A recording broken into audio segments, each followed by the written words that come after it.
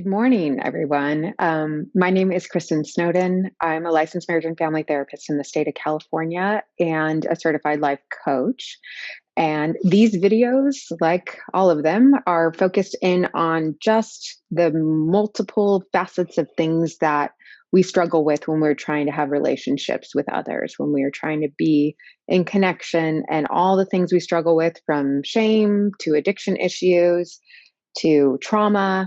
And this month, or I'm sorry, this year, we've kind of been trying to go on a theme based on a book that I just released, which is kind of exploring the 12 steps. So that's the 12 steps that was originally created in Alcoholics Anonymous, but has now spread to nearly 100 fellowships to help people get through different issues and struggles like emotional stability, eating issues, working issues, spending issues, etc. And it's just kind of a book that is written by both an addict and a non-addict, saying this is kind of how I viewed and approached the 12 steps. This is what it meant to me, how it was applied. So we talked last month about step one, about the fact that we have to, before we can kind of go down any path towards change, we have to have a moment of acknowledging what's not working for us. Change what?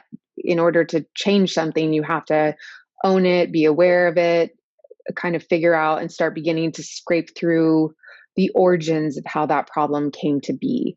And so we discussed that in step one. And the important part is, since we're talking about non-addicts, and I'm also in a webinar where a lot of you are betrayed partners, there's an emphasis on the fact that even though you might have not created the chaos, even though this was something that you didn't ask for or sign up for, it's still, you can still sit back and figure out what elements of it are not working for you, and how you want to start moving down a path in a way that's going to be healthy and healing for you, because you're not going to be able to change the behaviors of your loved ones and the people around you. And we're certainly not going to be able to change this crazy, crazy world that we live in, where we're needing to ebb and flow and bob and weave between all the madness that's being served up to us on a daily basis. So with that said, let's talk about step two. So step two, and again, this is based on the Alcoholics Anonymous 12-step program, but it can kind of be applied to basically everything, is that we came to believe that a power greater than ourselves could restore us to sanity. So as I've mentioned before, I've noticed since I've released this book, there's a lot of misunderstanding, misinformation around 12 steps. The most common thing is that people say that this is a religious type of entity and structure, but it's really not. They use a power greater than ourselves on purpose, because there's lots of emphasis in things in the book, and including like, this is the al-anon book, that's basically saying it's not that you need to suddenly wake up and believe in this God and this deity, like especially if you've lived agnostically or as an atheist for most of your life, that you're not going to be able to move on to a level of greater balance, recovery, relationships without believing in a specific God. It's just saying that it's a very natural step, that if in step one, we need to kind of tap out, raise the white flag and say, my best thinking isn't working.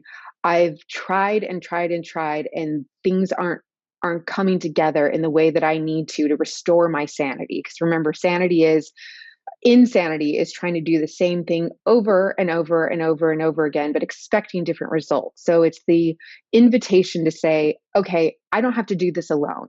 My best thinking got me here, even if it wasn't something that I chose, but it has been placed on in my life, and it is something that I now have to deal with. And it is, the step two is a very obvious second next step, that if I've owned something doesn't work for me, and that my best thinking and my best efforts have contributed to this current state of life that I've been in, then you have to ask for help. Last webinar I was talking about that you never know that you need a larger source or a greater source until that source within yourself has been completely depleted. And so that's just kind of what it basically is saying. It's not saying run to church, start praying, all these kind of behaviors. It's just saying we need to start asking for help. And al-anon, it's saying initially maybe that needs to be that support group, right? That it's just you need a collective wisdom kind of, I need to share my story with a couple people.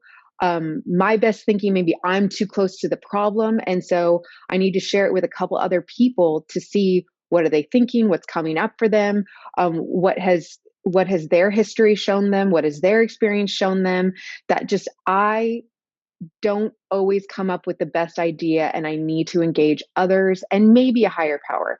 Look, if you already have a religious practice, if you already practice and find comfort in prayer, in going to a religious entity, then by all means, that can be a great source as well. Because what is that essentially? That's saying, look, I'm not the one in control here. Maybe there's this higher power that is the one in control, or at least can comfort and love me in spite of how flawed this situation gets, how many times I screw up, how many times I'm hurt or rejected or feel abandoned. And maybe this source, this love can give me enough to just get me through this, can walk next to me to get me through this. So something that I say in this book that I think is a really interesting thing for you to explore is I talk about what we call traits and talents. Now, this could be put in the step 5 and step 6 area, but really what this is that when our resources are depleted, so when life happens at us and to us and we feel out of control, right? We feel that raw, kind of blindsided slap of vulnerability that I'm not the one in control. Our most common next step is to turn to what I call like our traits and talents. So we're these highly adaptive creatures, and it's really phenomenal when you look at all of us.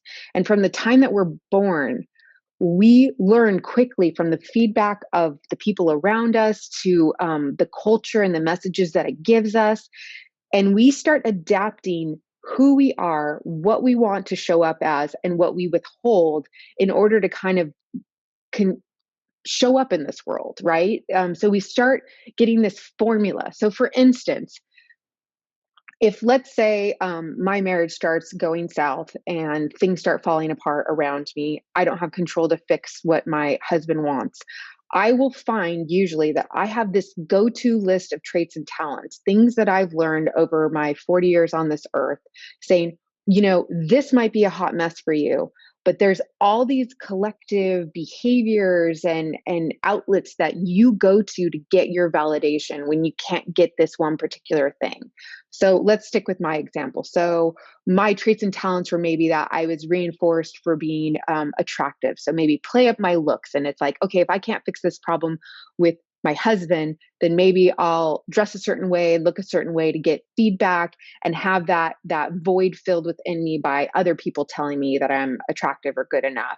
Or if I learned that I was good at my job or I was good at kind of performing in certain ways, then I would rev up that side of my life because it really, honestly, it just cloaks me and blankets me from having to deal with the problems at hand. It kind of extends out that pain a little bit more. Quite frankly, it's also a way that we numb or distract from the main issue. So for other people, the traits and talents might be drinking alcohol or sexually acting out. It's like, I am empty inside, but I don't want to take the time to figure out why I'm empty, why this life's not working for me. And in fact, I've often just turned the spigot of emotion off entirely. So I don't even fully acknowledge what's going on inside me, but I know what makes me feel alive just for 3 seconds. And I'm going to keep going to those things that I know how to execute beautifully. Something that's coming to mind is, again, I might have given this example. I worked at a psychiatric hospital, and a lot of the females, not they're males too, but a lot of the young girls were had eating disorders, and they talked about the eating disorder as if it was like a boyfriend. Their faces lit up when they talked about it. Even though they were 20 pounds underweight, they were having heart problems and physical consequences. They were in a freaking locked psychiatric unit because they were so close to being suicidal or a danger to themselves. But yet they loved it. It was theirs. It was with the little tiny piece of control that they felt like they could assert in a world where they felt like there was no control. That's kind of what I mean by traits and talents. They don't all have to be destructive. They can initially be, I'm just going to be great at working out, and I'm going to do fitness, and I'm going to do health, or I'm going to do generosity to other people. But when they're not done with boundaries, and they're not also done simultaneously with you doing the work of figuring out what's not working for you, and where it came from, and fully processing and assessing all that stuff internally inside you, those traits and talents can just kind of be this facade cloak, a defense mechanism, so to speak, to just keep you getting through the day. And so, like, for instance, I work at a high-end treatment center where there's a lot of wealthy people. It takes a lot of, I guess, destruction and time to get these people into treatment, for them to wave their hands and say, I need help. My life's not working for me, because they have so many external things to draw from, right? They're never going to be, Rob used to say this to me, you're never going to be the homeless guy under the freeway. You have too much money, too much access, too many yes men around you, that it's never going to be that kind of rock bottom that's going to make you want to start step one and acknowledge that you're powerless and that you need to ask for help. And so it's really interesting to explore that kind of thing. So I have a couple exercises in here where we talk about exploring what your traits and talents are. So let me just share some questions for you guys to ask yourself. So if you're wondering about what these traits and talents are, and if you're wondering how you might use them kind of as like a warm blanket of stopping you from doing that deep internal work, that really uncomfortable, raw stuff about issues around shame and vulnerability and rejection and not feeling enough, and your trauma history and all these other issues, let's explore. These are often things, your traits and talents are often things that when you look back as a child or growing up, they're what you usually got the most attention for. So you look back at your family system, or when you showed up as a school-age child, and think about it. When did I get most attention? And again, it doesn't always have to be positive. It could be, I got attention for being the rebel. My sister or my brother was Mr. or Miss Perfect.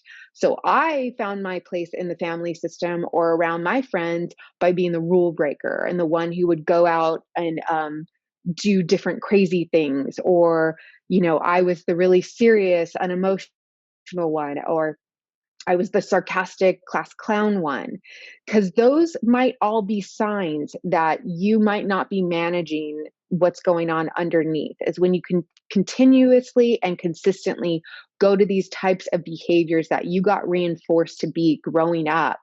That might be a little bit of a red flag that's like, okay, what's going on here? You're really trying to outperform your shame. You're trying to maybe even being emotionless or isolate or pull back. That might have been something got reinforced to be. I remember some clients would say, my sister or my brother or other people around me were so emotional. My mom was so emotionally erratic that I got attention for being the easy one, the one who didn't ask for anything, the one who didn't emote, who was just like kind of that kid. And so do you find yourself going to that during this crisis instead of getting emotional, instead of asking for help, instead of getting your needs met? So that's a really great exercise to be doing, because they kind of give you this false sense that things are working for you, that you haven't become powerless, or that life hasn't become unmanageable. So it's a really great way to kind of test, am I in a true mental health, mentally stable state, or am I just drawing from these kind of traits and talents as resources to make me look like I've got my stuff together? So for instance, the other thing I'm going to close with is this concept of behavioral changes versus soul changes. So step one, we acknowledge that things aren't working for us. And from then on, for the rest of the 12 steps, you have kind of two choices. You can kind of just check things off the box and be like, okay, well, if drinking's not working for me, I'm going to just stop drinking. Or if, I'm screaming at my children too much, and I feel bad for that, I'm just going to stop screaming at them. That's different. Behavioral changes are usually short-lived and don't tend to work. What 12 steps and what I'm going for you is what we call true soul changes, or what I call that is this true conceptual. I see the world from a different framework. I see myself in these relationships in it from a different framework. I have a whole new set of skills and tools and understanding to draw from when I am faced with adversity and chaos. Those are soul changes. And so to give you an example is in the recovery world, there's a concept called white knuckling it. So there are people that when they are first trying to get sober, they know like these very specific behaviors aren't working for them. So, okay, I'll have to stop watching pornography. Okay, I'm going to have to stop gambling. I'm going to stop drinking. No more online shopping, whatever. These are just things that aren't working. Okay, so fine.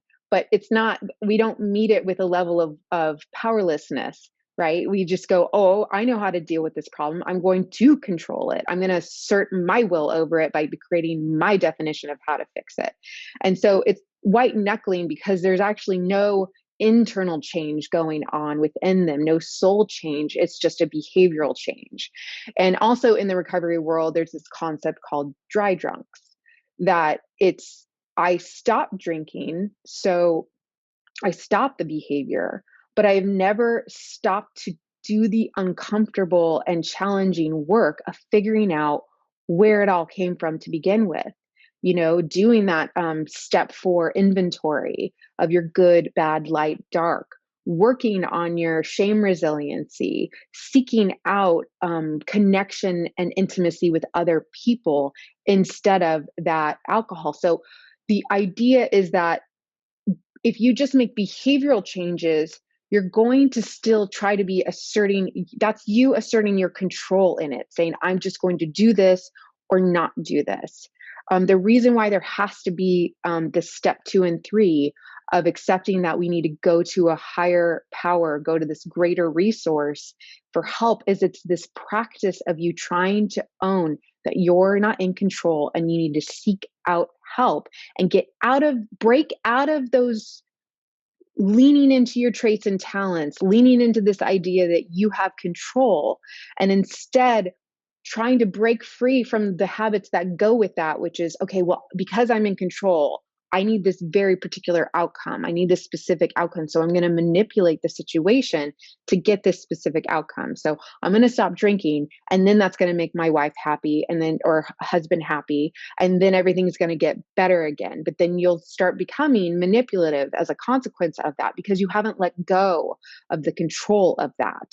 And so hopefully that makes sense about the difference is that there's this idea that something's not working for me. And so I'm going to try to control it and create this grocery list of behavioral changes that I need to engage in to make my loved ones happy or to avoid consequences, or because I've just determined on my own, in my own head, that this is what's going to solve the problem, versus the humbling, surrendering effect of saying, my best thinking isn't working. I'm raising my hand up saying, I need help. And then the really scary thing of me actually accepting the input of the therapists around me or the support groups around me or the other people around me to find out, okay, these are things that I need to start engaging in and things I need to begin to explore to start getting to those soul changes where it gets deeper than my behavior and it changes the way I think and see and exist and engage with other people. And I think as you work the 12 steps, that's really what it's getting you to, is moving from behavior changes to changing your entire soul and being so you see and act and engage and exist differently. And that is step 2. When you're talking about a higher power, like, addicts do get really caught up on, it's a religious program or whatever.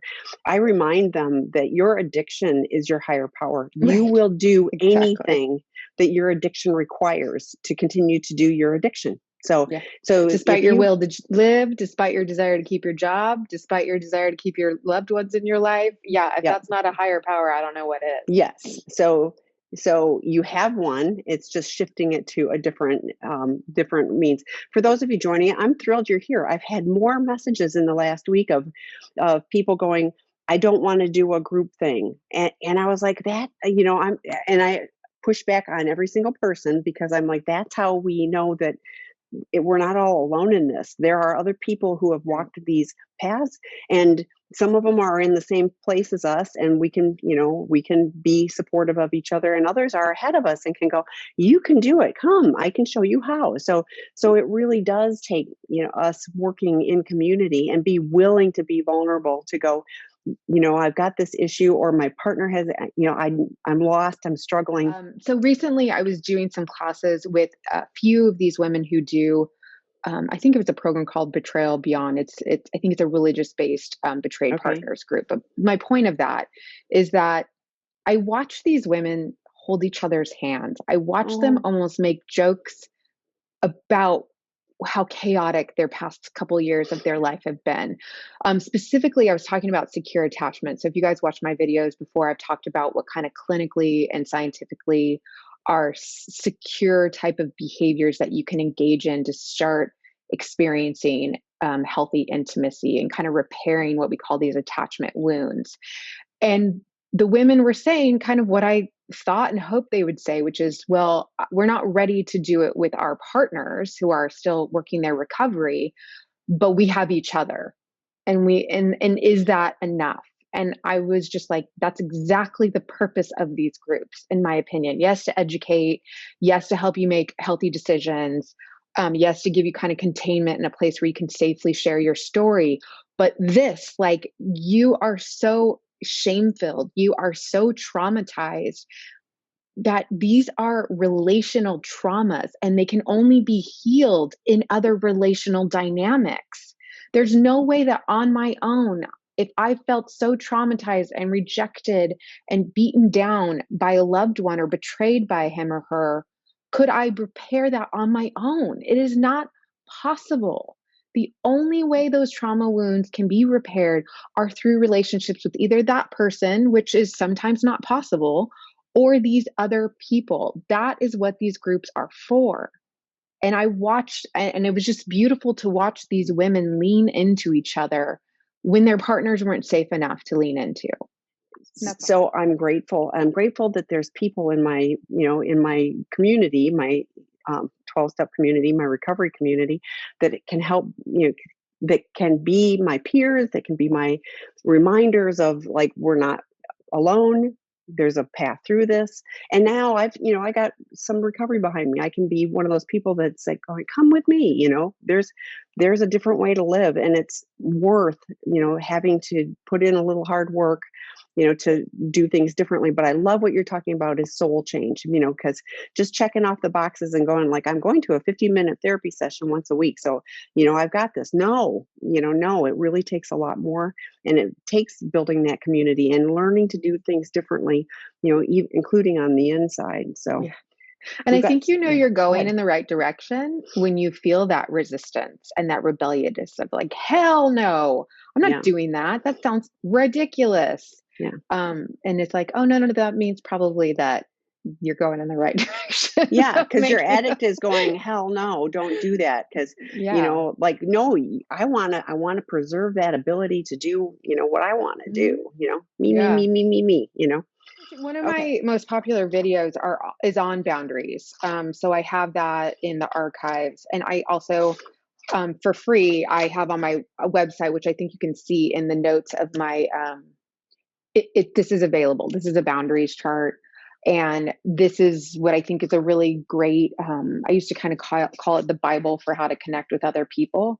When I was learning how to do healthy boundaries, because I realized I was on the unhealthy side quite frequently, that I would just review it every day. And I'd look and say, okay, did mom and I stay on the healthier side of the boundaries? Did we say yes when we want to say, when we really could say yes, and say no when it just wasn't suiting us? Do we take responsibility for our side, our happiness?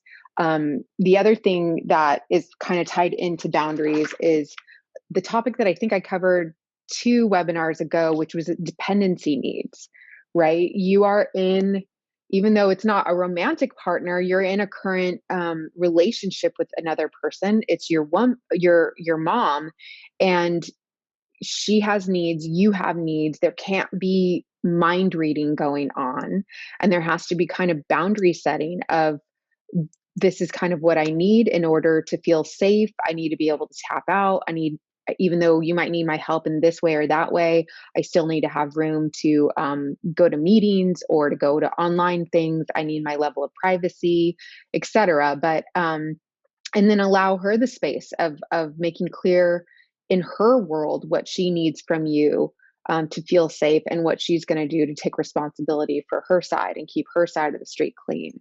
So living with a family member again, feeling like you're a high school kid, setting boundaries and being very explicitly clear about what each of you need to kind of maintain your own worlds and your own, keeping your side of the street clean, has to be a lot of clear discussions. Okay. And pay attention to your traits and talents. That's so, meaning pay attention to what your go-to behaviors were growing up in that household and how they might be resurfacing.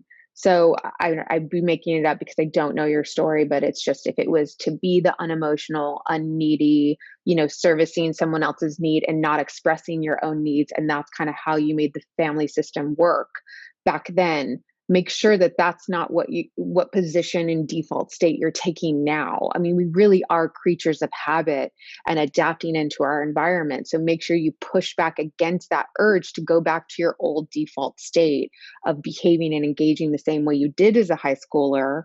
And you're more mature and you know much more now, and you need to show up very differently from then. Yes.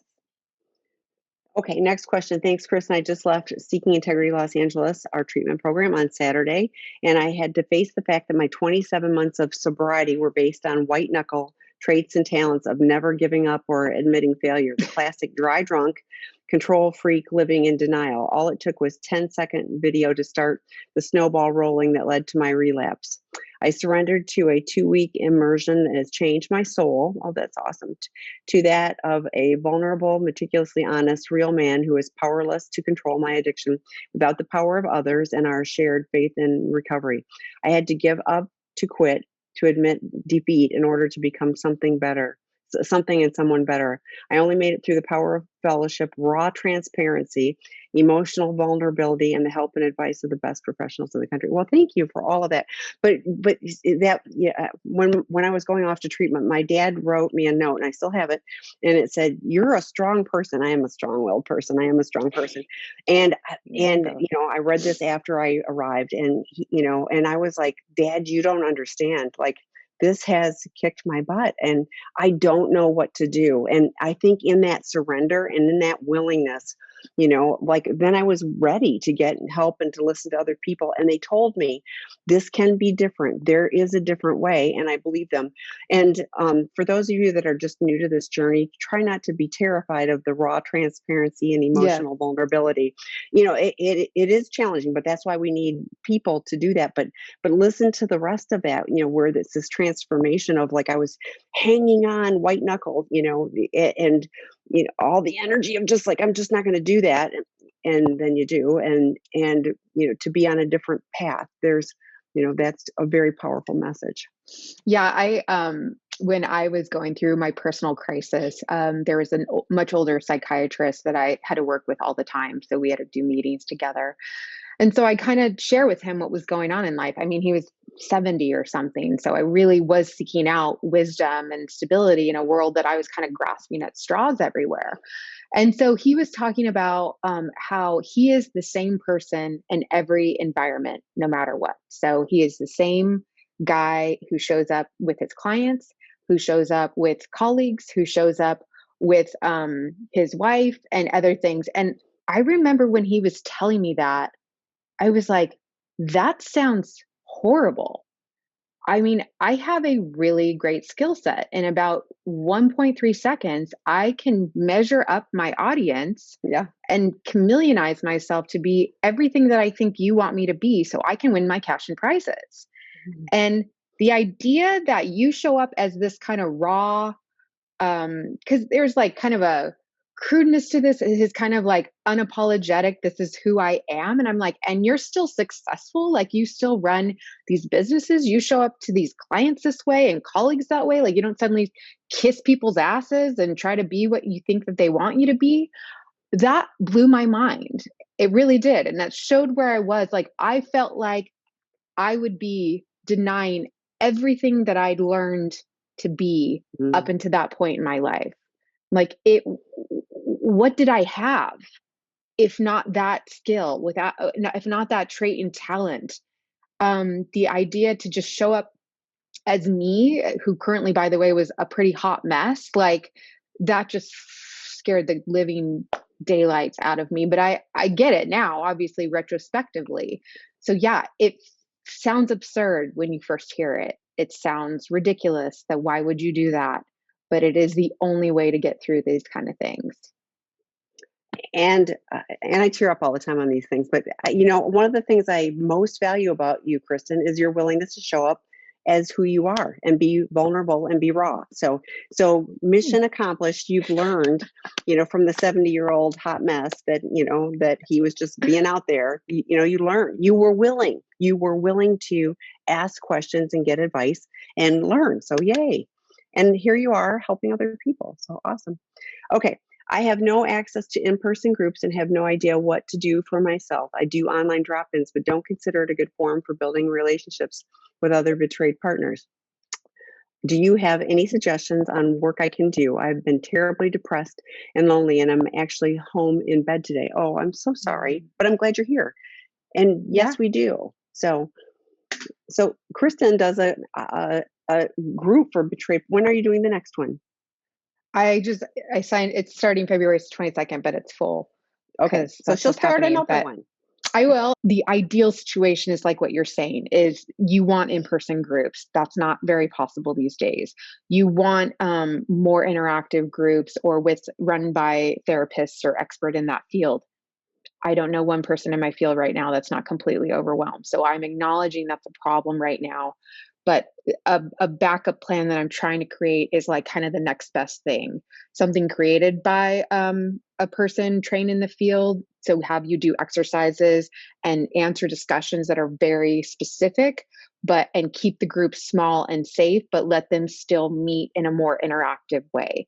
So some of the people that I have when they do these breakout groups, they really love the breakout groups. I'm not there in the breakout groups, and that's when they share stories about their families and their friends and what's going on, more details about their story. So it can happen.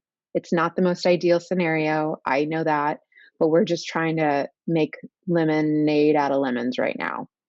Well, and with the drop-in groups, my experience is there's usually someone in the group that you kind of go, I resonate with that person, and Right. and reaching out to see if you can, connect with that one person, maybe, another option. And Kristin is one person. I do have a couple of other people that I know are doing codependent, therapy groups and things like that too. So, and those groups tend to get close. So you can always email me, Tammy, TAMI, at seekingintegrity.com, and be specific, for what you're looking for, and where you're located, because they have to work within their state licensure, as far as therapy goes. But, there are resources, and it does feel like, there are less, but you are not alone. It feels like you are alone, but you're here, and there's lots of other people that are, trudging the path as well. So Yeah. other You can go questions? to my email to be added to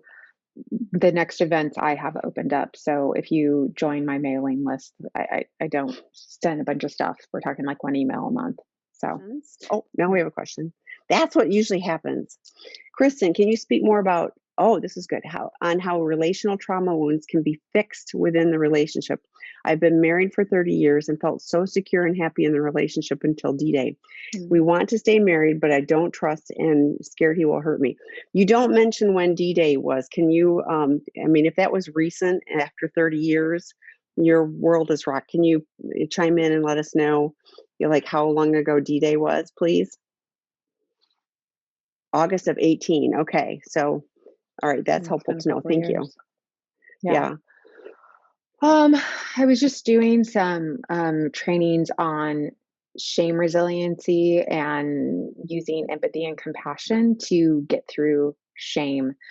So the idea is that, yes, these relational traumas, these wounds. So I loved you. I thought you were keeping my best interest in mind. I thought we were moving down the same path. I thought we were being honest with each other. And I it all went backward. It all went upside down. That's not what was happening. And so, because the wound came from a relationship, from the idea that I made myself vulnerable to you, the idea that you're supposed to be able to trust someone in order to engage in intimacy and healthy intimacy with someone. You can't have intimacy with someone without safety and trust. So these kind of wounds that were created by that breaking of trust, by the betrayal, can usually only be repaired within a relationship dynamic. They're actually, I mean, literally, if you read Bessel van der Kolk, your brain gets wired. Your brain gets wired to be hyper vigilant, to tense up around these people. And the only way that your brain can be rewired is through vulnerable, safe, intimate connection with others. It may not be your betraying partner, your partner who's in recovery, because they might not right now be able to practice the true level of empathy and compassion and honesty and predictability that your body needs in order to rewire itself to say, like, okay, now the new input is from this person that he says what he means what he says. He's in recovery, he's a different person, he has a better context of understanding why he acted out, and he's taking these steps to no longer do those behaviors anymore. And at the same time, he can hold space, he can be not defensive and hold space for me to unravel, to say, why wasn't I enough? Why did you do this to me? I'm getting really triggered by this song that I just heard, or this thing that just popped up on my calendar. And he can just focus in on you and practice empathy and compassion in engaging with you, to help you repair that wound and rewire your brain. So a partner might not be ready to do that, but you can make incremental repairs by maybe having almost like surrogate connections with other people. But they're not really surrogacies, because you need friendship, you need relationships with children, family, loved ones, colleagues, professionals. So those are going to be a part of your life anyway. So maybe you can have a connection with a therapist, or, like I said, a support group, or people in your support group, or a group of friends, and reaching out to those people to create that new wiring in your head that's like, yes, right now that particular person isn't safe, but I don't have to wide swath overgeneralize and say every human's unsafe. Every human doesn't say what they mean. Every human betrays me. And that's kind of a quick summary about how relational trauma can slowly be healed, whether it's in the relationship or outside that relationship with other people, or even animals. I mean, like equine therapy with horses, pets, things like that. Whatever feels safest to you initially, go for that. But your brain can't be rewired to say, okay, some people can be healthy. Loving another person isn't dumb. Like, these are the ways that I can rewire my brain to believe that again. So I hope that's helpful. I did do a webinar a long time ago on healing shame with empathy and compassion. And I kind of gave some skills and tools on what to do and what not to do when you're practicing empathy and compassion to get out of these relational trauma experiences. So you might want to check that out and share that with your partner. And if he hasn't read Out of the Doghouse, I would encourage him to read Out of the Doghouse, because that's how he can start rebuilding trust with you. He can start being trustworthy. So, and I know D-Day was in 2018, and I hope he's on a recovery path. If he hasn't been, then higher levels of help are required in order to, get things going in a different direction. So, okay, next question. What is the difference between your book and the teachings of Al-Anon? So in a nutshell, There's some similarities in that understanding and respecting that you're powerless to this external world. Al-Anon focuses in on the fact that you're powerless to the choices of your addict partner. Whereas Life Anonymous, well, first of all, Life Anonymous is written by both an addict, so someone who is in decades of recovery from drug and sex addiction, and he shares his story of recovery and the process, coupled with mine, who is kind of more, I wasn't in a relationship with an addict, so it's not Al-Anon focused.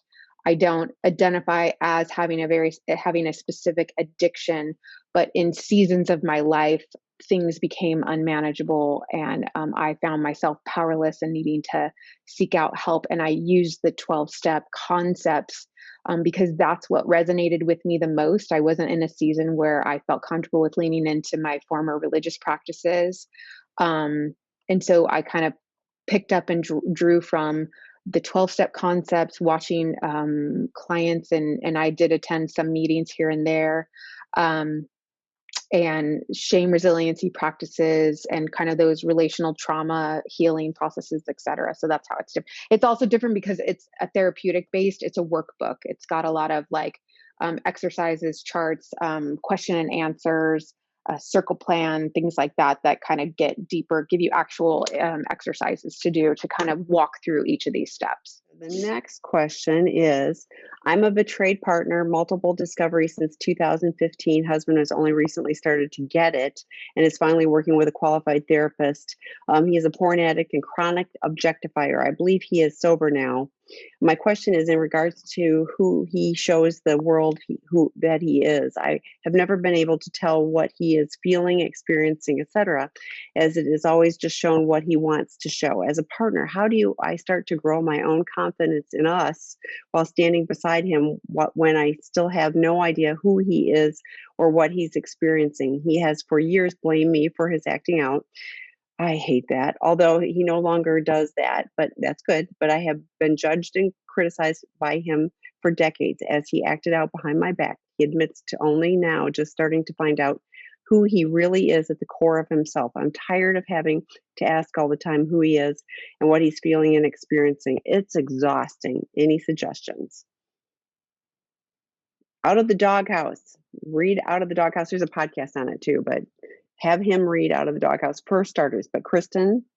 Right. Well, I mean, because why Out of the Doghouse is great is because Yes. it gives a really clear understanding to the acting out partner what his or her betrayed partner is going through.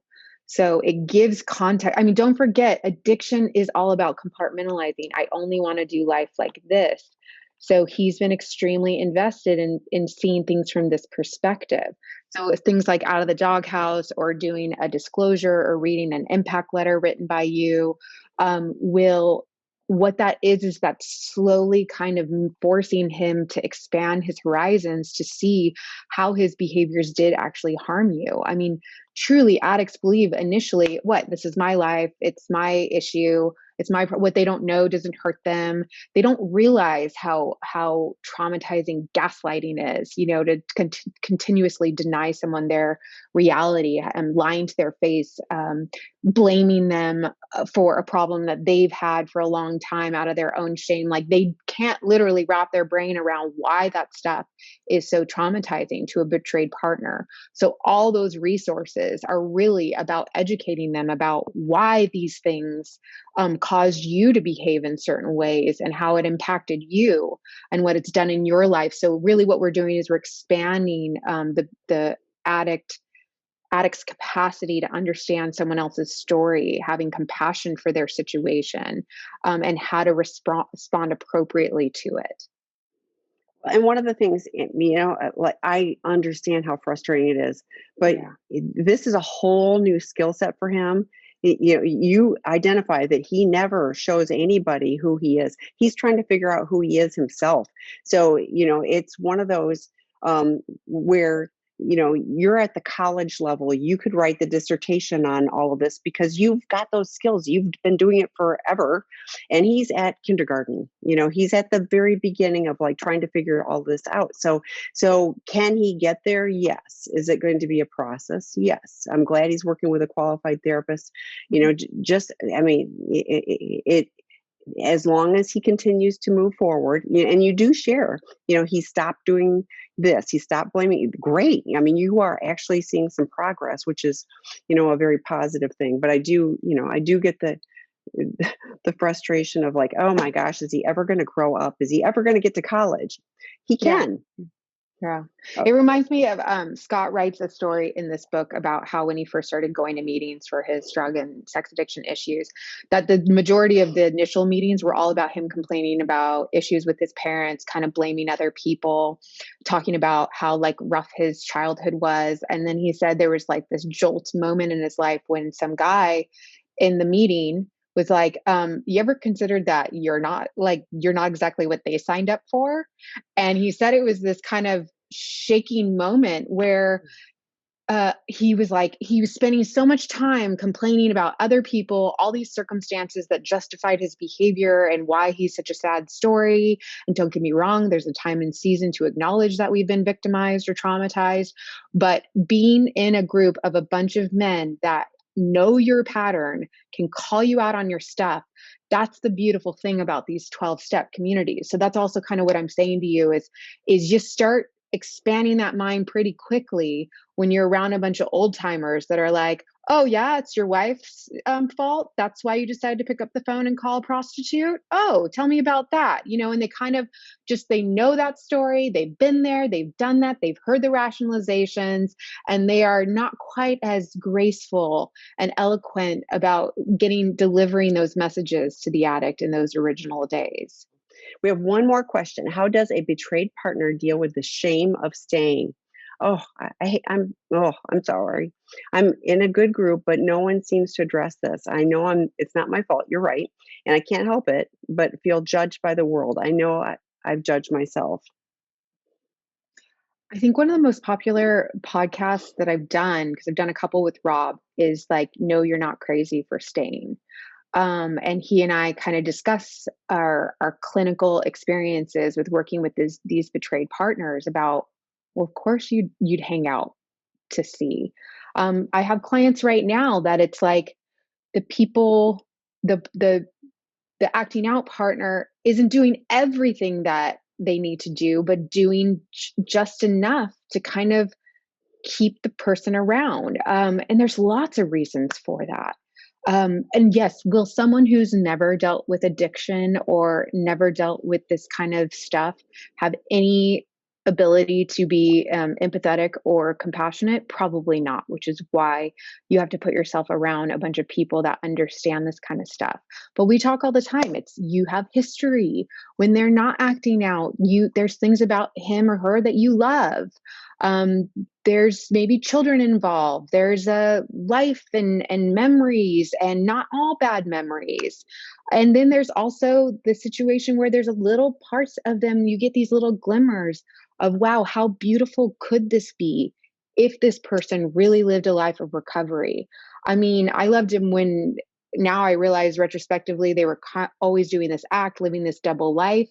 And I thought this was great, but what about here? What if he or she cleans this up, starts being truthful? I get to find out who this person really is. I mean, there's a number of reasons why people stay. And I think, if it's not being addressed, feel free to talk about it. Does anyone else feel dumb for staying? What's going on in your head? The shame voices, that's kind of what I call it.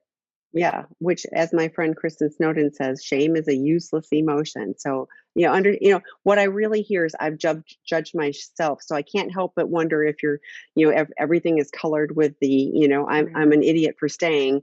No, you're not. You love a broken person. So Dr. Rob talks about that in Prodependence. It's like, like there isn't shame in that. You deserve support. And how do you do that? But all the reasons Kristin just talked about is like, yeah, there's a lot of good. I hear all the time from partners. It's like, 90% or 95% of our relationship is good, but the lying and the betrayal is like, devastating. But, if he or she can, be different, then all of that other stuff, was worth staying for. And other people can't, and people who really love you, like your mom, dad, family, whatever, are going to go, get rid of the bomb, all Right. of that. Because they love you, and they want you to be safe and happy and all that kind of stuff. And so they don't understand. So working with other partners and your therapist to, get the support that you need without blaming you for staying, that can be really helpful. But I agree with Kristen, it's fair. Like, there's a betrayed partner group today to say, I really want to talk about, I feel shameful about, staying. Other people feel the same way, unfortunately. So anyway, we're done. Thank you all for joining. Thank you, Kristen. We'll see you in March, and then we'll have completed a year in our new world. So it's all good. It's all good. There's hope, right? There's hope. There's hope. Thank you, everyone. I saw someone too ask about webinars. There's everything's on sexandrelationshiphealing.com, but I also have my own YouTube channel where a lot of these are like edited versions. I edit out Yes. a lot of the space and stuff like that. So Kristin Snowden on YouTube, you'll be able to see most of these as well.